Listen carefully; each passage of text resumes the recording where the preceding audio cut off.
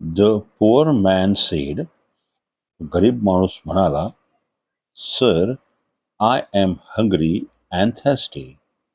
मला भूक लागलेली आहे आणि मला तहान पण लागलेली आहे.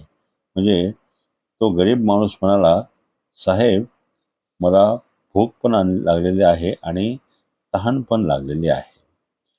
I haven't eaten anything since morning.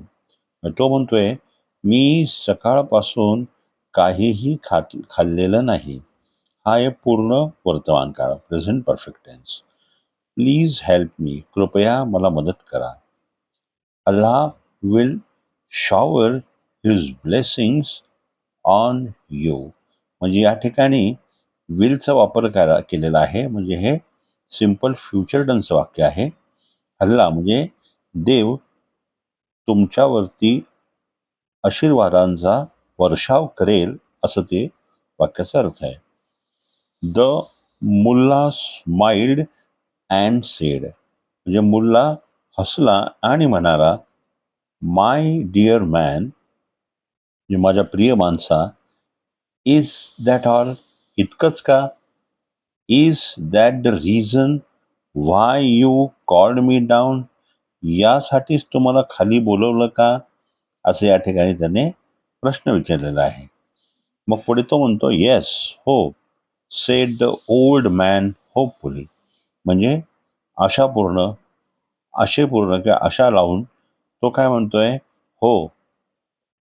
जो वयस्कर माणूस होता तो आशेनं हो म्हणाला. When he saw that the mullah was smiling. जेव्हा तिने मुल्लाला हसताना पाहिलं, ही सेड टू हिमसेल्फ. तो स्वतःलाच म्हणाला, this man appeared to be kind. तो काय म्हणतोय की हा माणूस दयाळू दिसत आहे म्हणजे अपियर.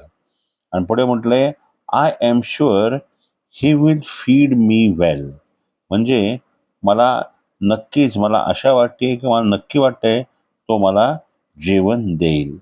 या ठिकाणी सुद्धा हे सिंपल फ्युचर टेन्सचं वाक्य आहे. या अशा प्रकारचे एक एक पॅरेग्राफ आपण सुरुवात केलेले कालपासून, आणि आपण असे 3-3, 4-4 ओळींनी सुरुवात करू.